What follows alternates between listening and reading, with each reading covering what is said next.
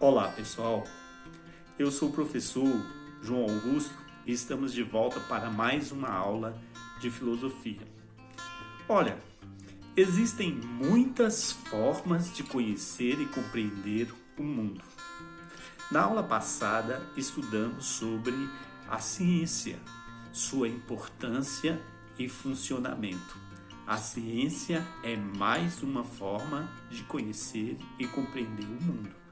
Então, hoje, você está convidado a pensar a ciência de uma forma mais crítica, pois a ciência tem seus limites e o cientificismo é um dos grandes problemas da nossa sociedade. Esse mito da ciência toda poderosa, né? É sobre isso que nós vamos falar hoje. Nós vamos falar sobre os limites da ciência. É claro que a ciência não pode ser equiparada a meras opiniões e crenças populares infundadas, mas as suas consequências precisam ser discutidas, precisam ser contestadas e, se necessário, precisam ser modificadas. Mas espere um pouco, eu vou ensinar vocês a prepararem um bom chá para a gripe. Bom, você vai precisar de algumas coisas. Primeira coisa, você vai precisar de folhas de capim-santo. Você vai precisar de limão. Você vai precisar de mel. Bom, com esses ingredientes, você vai pegar um bule de água fervendo, colocar tudo dentro do bule e deixar ferver um pouco. Pronto, você terá aí um bom chá para a gripe. Não é legal? Quem está gripado aí? Se você está gripado, é só fazer esse chá. Funciona? Não sei. Este é um conhecimento experimental. Esse é um tipo de conhecimento que nós chamamos de conhecimento do senso comum. Eu aprendi com minha mãe, que aprendeu com a mãe dela, que aprendeu com a mãe dela. Então, através de gerações foi sendo passado esse conhecimento. Então, esse conhecimento é um conhecimento que é ametódico, é um conhecimento que ele não é aprendido nas universidades, ele não é aprendido nas escolas, ele não é aprendido nos livros didáticos. Esse é um conhecimento passado de pai para filho. São os chamados saberes populares, saberes do povo, conhecimento do povo. É totalmente diferente do conhecimento científico. Trata-se de um conhecimento aprendido na escola da vida, né? Faz parte do conjunto de saberes de um povo. Mas Rubem Alves afirma que existe uma relação entre ciência e senso comum. Para ele, a ciência é uma metamorfose do senso comum, pois ela se estrutura a partir dele. Sem ele, ela não pode existir. Isso quer dizer que a ciência é parte das observações do senso comum, da experiência do senso comum, para produzir conhecimentos científicos. Para Rubem Alves, a ciência seria uma especialização do senso comum. Ela não inventa o conhecimento, mas com certeza ela especializa esse conhecimento. A ciência, ela é dependente, de uma certa forma, desse conhecimento. Por isso que o Rubem Alves critica a ciência a partir dessa abordagem. Ele diz que a ciência está distanciada da vida, da realidade. O cientista se especializou tanto, mais tanto, que até parece que quando ele fala de uma outra língua, fala de uma outra realidade.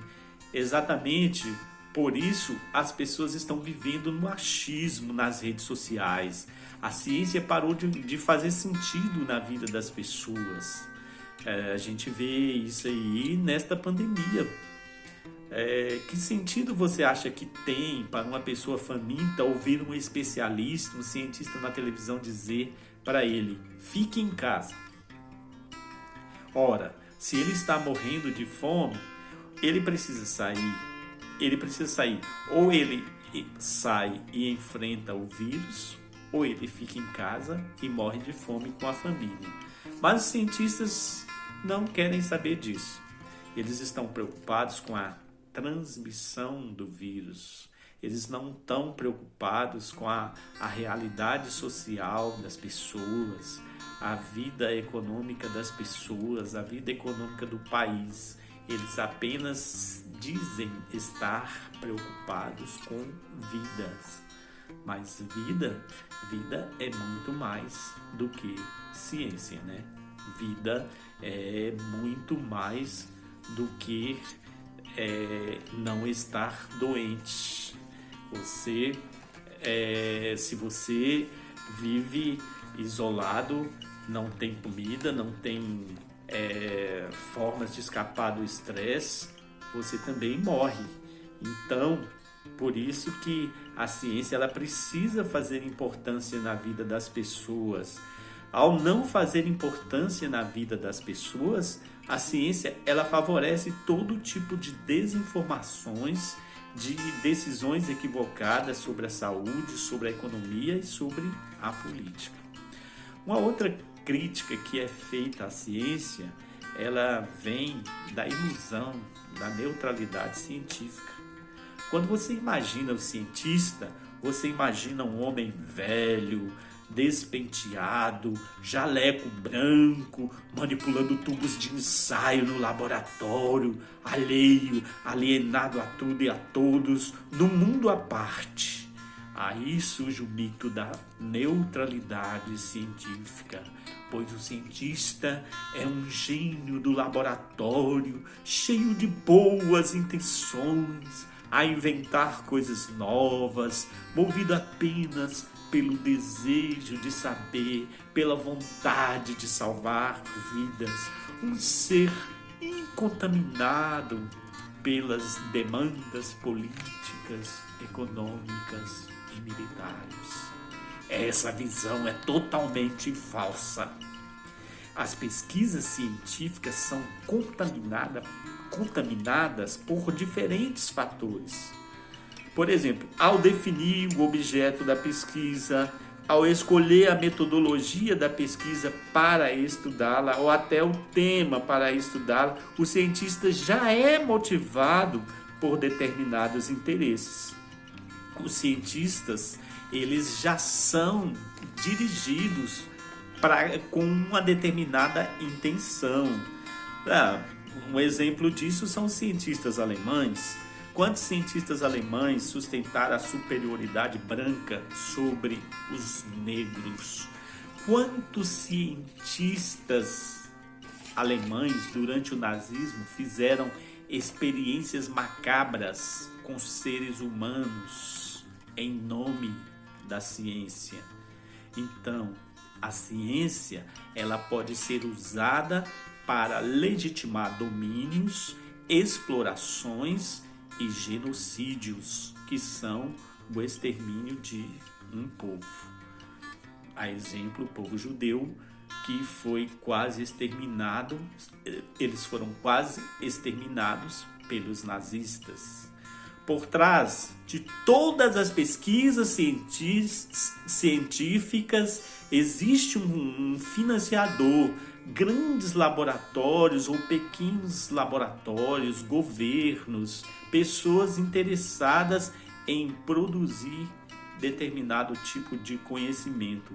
A origem e a finalidade das pesquisas têm relação com as demandas políticas e econômicas.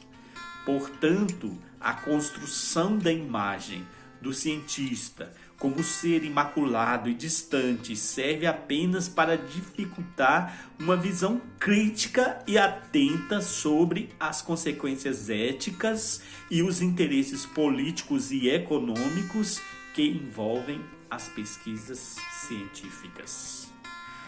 A outra crítica que pode vir aí, que vem contra a ciência, ela é parte da escola de Frankfurt. Eles refletem sobre os aspectos negativos do desenvolvimento científico. As guerras, as armas, as dominações. Eles pensaram, peraí, se o cara consegue voar, consegue inventar um avião, por que ele não inventa uma coisa para acabar com a guerra? Por que ele não inventa uma coisa para acabar com a fome? E aí, eles chegaram à seguinte conclusão. Eles começaram a desconfiar da racionalidade científica.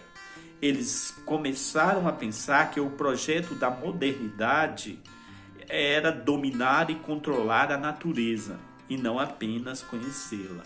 Eles perceberam que a razão está a serviço dessa dominação. Essa dominação, ela impede que o ser humano pense de uma forma mais crítica. A ciência torna-se apenas um meio para se alcançar um determinado fim. O conhecimento deixa de ser um instrumento de libertação para se transformar numa forma de exploração, de poder e controle da vida de um modo geral. Bom, você pode aprofundar mais nesse assunto. Resolva as questões aí do caderno PET, pesquise mais sobre o assunto na internet e vamos juntos aí. Até a próxima aula, ok?